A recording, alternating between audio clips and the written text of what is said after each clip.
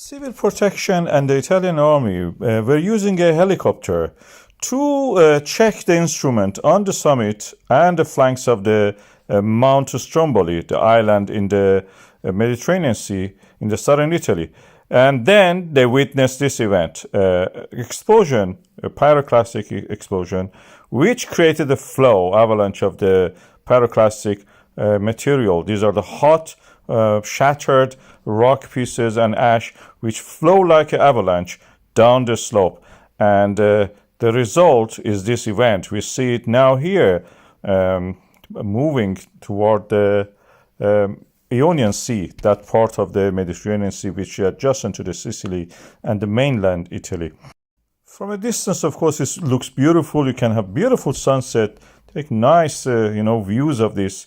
And you can see here, this is a first quarter moon and the hot pyroclastic flowing down. This is the map of it. This slope is unstable, so you don't see any grass on it. That's the reason.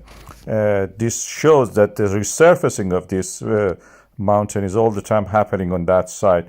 It's a nice thing to view, but not a nice place to work if you have to go there and do it. From down in the village that you can see here, it looks spectacular, beautiful, threatening in a way, and it creates sulfur clouds, which can also make the, travel a distance, like what Mount Etna did recently. Stromboli also do the same. In this region is dotted with the volcanoes. You can see Stromboli itself is just little island. This is due to the African plate undergoing subduction on the Italian plate.